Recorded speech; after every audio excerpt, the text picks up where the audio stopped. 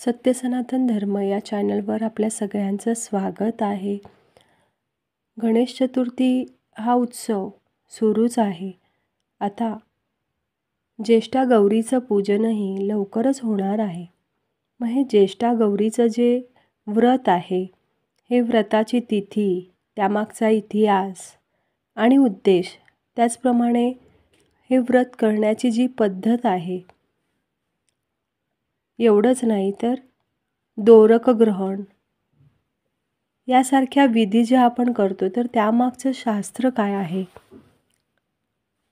त्याचप्रमाणे ज्येष्ठा गौरीचे व्रत केल्यामुळे आपल्याला काय फलप्राप्ती होते, तर आज आपण हे या व्हिडिओच्या माध्यमातून समजून घेणार आहोत.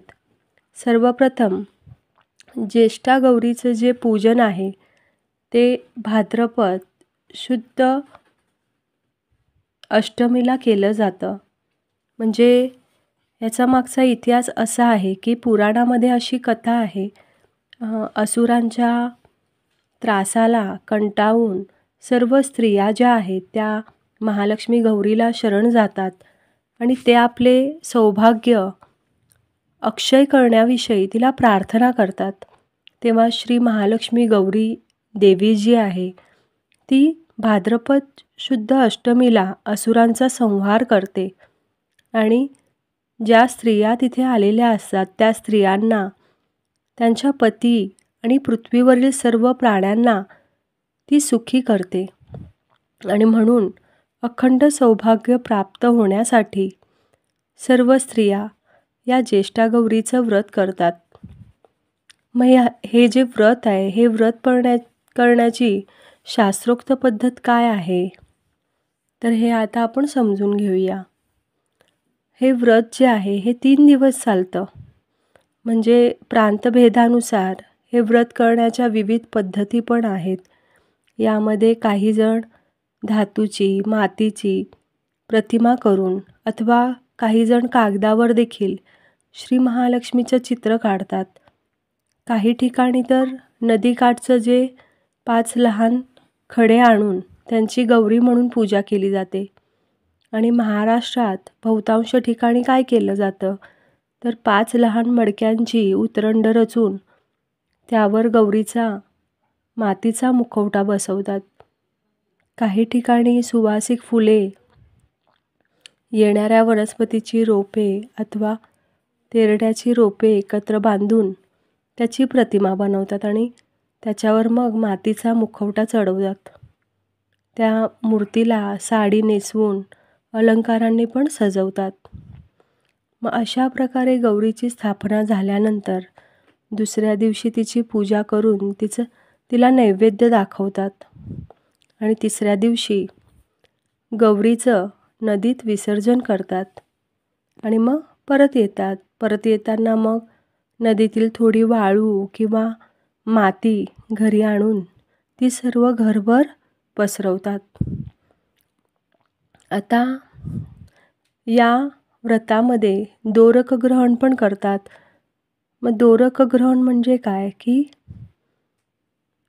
ज्येष्ठा गौरीच्या पूजेच्या वेळी जे दोरक असतं ते दोरक ठेवून, दोरक म्हणजे काय आपल्याला माहिती आहे की 16 पदर जे असतात, म्हणजे 16 पदर असलेले जे सूत आहे, जे हळदीत भिजवून रंगवून ठेवलेलं असतं, त्याची संख्या ही 16 असते.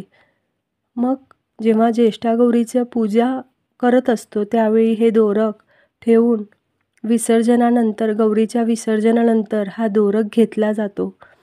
आणि दोरक घेण्याच्या या विधीसच दोरक ग्रहण असं म्हणतात. मग हे दोरक ग्रहण म्हणजे काय आहे, की हाताने जे काढलेले सुताचे 16 पदरी हळदीत भिजवून ठेवतात आणि त्याची 16 संख्या आहे, तर ती लक्ष्मीदेवीशी निगडीत आहे. म्हणजे हा दोरक जो असतो तो अत्यंत शुभकारक असतो आणि लक्ष्मी प्राप्ती करून देणारा पण असतो.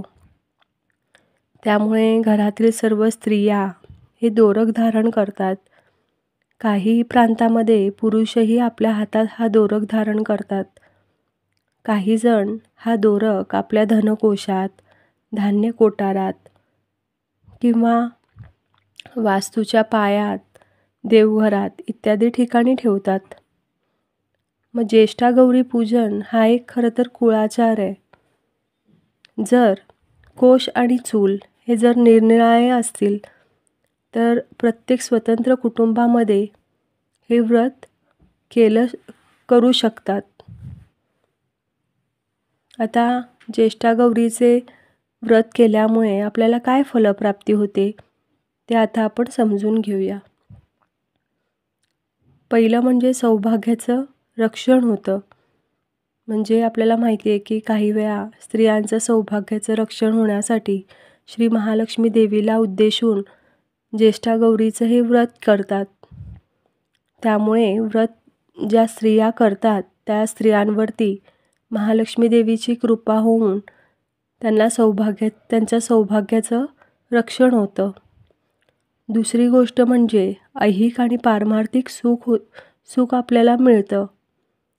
ज्येष्ठ गौराई देवीचं व्रत केल्याने श्री गणेशासह रिद्धी आणि सिद्धी यांचेही कृपा आशीर्वाद लाभून ऐहिकदृष्ट्या भरभराट होते आणि आध्यात्मिक क्षेत्रात विविध सिद्धींची प्राप्ती पण होण्यास मदत होते.